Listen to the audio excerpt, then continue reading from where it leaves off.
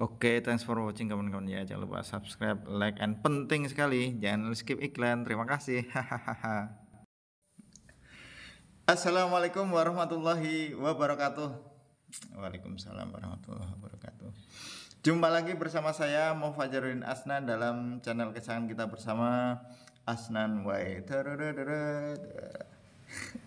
Without you kami tiada arti, with you kami sangat berarti. Gimana kabarnya teman-teman pejuang skripsi, pejuang disertasi? Salah. Tesis dulu ya. Tesis, disertasi, all about research. Semoga dalam keadaan sehat walafiat, tetap semangat, bahagia dalam meneliti, selesaikan sampai akhir. Karena penelitian yang bagus adalah penelitian yang selesai. Cukup. Baik, kali ini kita akan sharing tentang kok serius banget ya, tentang judul skripsi analisis. Jadi teman-teman yang judul skripsinya analisis, awalannya simak sampai akhir ya, biar tidak gagal paham. Kalau yang mau konsultasi, selesaikan videonya dulu, baru nanti chat ya, komen di bawah ya, bisa juga di atas kalau HP-nya dibalik kayak gini. Terus kita ngobrol gitu ya. Jangan langsung ketika saya buka ini langsung teman-teman skip. Waduh, mungkin itu perlu diubah ya, biar kita sama-sama belajar loh.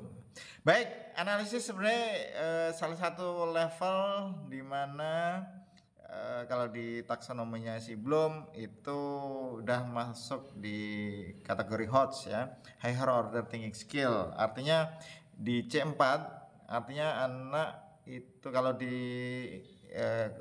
kontekskan dengan anak, maka anak itu bisa menganalisis, itu artinya bisa menelaah dan memikirkannya 2 kali. Wah, gimana tuh? Kalau sekedar merecall, memahami atau mengaplikasikan itu cuma sekali doang. Tapi kalau analisis itu 2 kali ya. Nah, dari pengertian itu teman-teman, definisi itu ya, teman-teman bisa ambil definisi yang lain. Judul analisis itu sebenarnya tentu bisa didekati dari 2 pendekatan ya, kualitatif maupun kuantitatif ya. Kalau di kualitatif, oke, kita bahas dulu yang analisis di kualitatif ya teman-teman ya. Analisis kualitatif sebenarnya banyak juga yang judulnya itu analisis, kemudian analisis bla bla bla ya. Saya nggak sebut variabelnya. Tetapi itu pendekatannya katanya di bab 3 itu kualitatif, tetapi masih memuat angka-angka ya, persentase, rata-rata gitu. Terus gimana, boleh nggak ya kalau sudah di ACC dosen ya gimana? Cuma sebenarnya kalau kualitatif ya pure ya, definisinya adalah jelas ya, penelitian yang menguraikan, mengungkapkan suatu fakta-fakta gitu ya. Kalau si Sugiono tuh dengan naratif ya, dengan kalimat itu aja.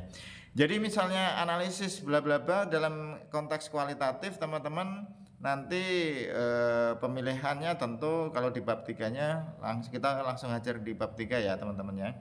Bab 1 bab 2 ya is oke. Bab 3-nya tentu di situ ada istilah subjek dan objek ya. Subjeknya siapa, objeknya siapa.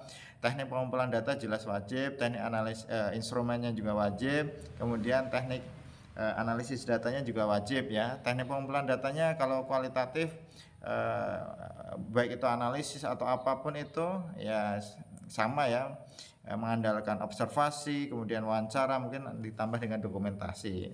That's it ya. Kemudian nanti itu pengumpulan datanya, instrumennya tentu ya lembar observasi, kemudian pedoman wawancara gitu ya, dan juga nanti kalau misal foto-foto dokumentasi atau arsip yang diperlukan pendukung ya silahkan, kalau enggak usah.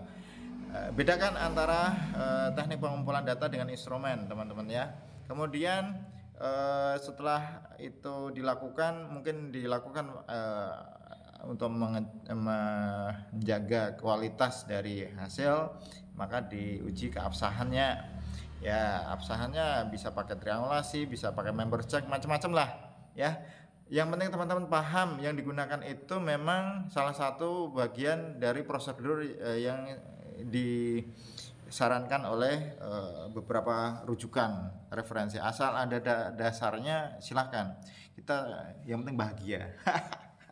Itu ya teman-teman ya. Kemudian untuk teknik analisis datanya tentu ya bisa pakai reduksi yang dari Mills ya.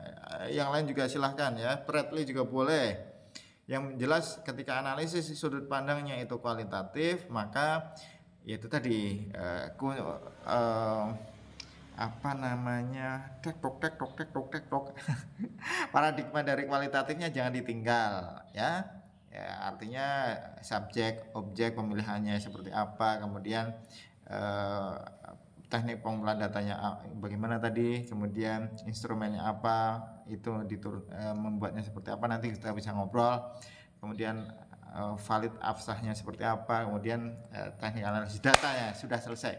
Itu analisis dari kualitatif. Kita move on ke analisis yang kuantitatif. Nah ini teman-teman, ini sekali lagi kita kalau pengaruh, efektivitas, hubungan jelas ya, perbandingan itu jelas kuanti. Cuma kalau analisis ini bisa di tengah-tengah, bukan di tengah-tengah, dia harus tegas ya, mau cewek mau cowok gitu ya. Artinya kalau ini mau kuali atau kuanti. Kalau kuali tadi, kalau kuanti ini dia.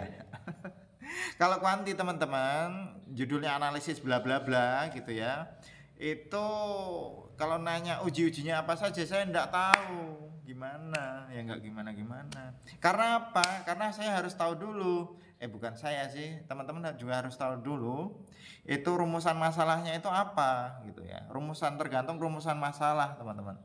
Kalau rumusan masalahnya misalnya yang pertama, apakah ada perbedaan antara ini dan itu, apakah ada pengaruh, nah itu jelas tuh ya. Kalau ada pengaruh berarti nanti yang dilakukan apa misalnya ya, analisisnya dan seterusnya. Kalau rumusan masalahnya itu bagaimana faktor-faktornya, bagaimana kendala, itu larinya ke sana aja, ke kuali aja, jangan ke kuanti ya. Jangan, sekali-sekali jangan. Cuma kalau rumusan masalahnya apakah terdapat pengaruh atau apakah dapat perbedaan ya, bagaimana efektivitasnya sih oke ya. Kalau dilihat dari hasil analisisnya nanti oke.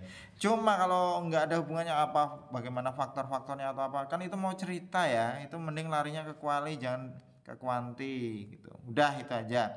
Kalau bab 3-nya tentu subjek objek di kuali, kalau di kuanti jadi populasi sampel kan kayak gitu. Nah, terus ada teknik samplingnya, mau pakai teknik sampling yang probability sampling banyak macamnya atau non probability sampling dengan tujuan tertentu misalnya, banyak macamnya juga, up to you. Kita tidak mengharuskan sesuatu, tapi harus ada dasar. Kemudian sama teknik pengumpulan datanya bisa mau pakai tes maupun non tes sama aja ya. Mau pakai angket, biasanya mainnya di angket. Kalau main angket lari ke stat non par aja langsung, statistik non parametrik. Kalau datanya ordinal semua ya, nggak usah ditransformasi pakai MSI, metode subscription interval atau apapun itu. Kalau sudah nyata-nyata itu datanya ordinal, lari saja ke stat non par, nggak usah uji yang lain-lain ya, uji di parametrik, nggak usah. Itu aja sih, semoga bermanfaat ya teman-teman. Ini tidak emosi ya, semata-mata untuk menegaskan aja biar teman-teman ini pahamnya tuh betul-betul. Kalau masih belum paham juga silahkan komentar, karena ini sudah lumayan. Jangan skip iklan. Semoga bermanfaat. Assalamualaikum warahmatullahi wabarakatuh.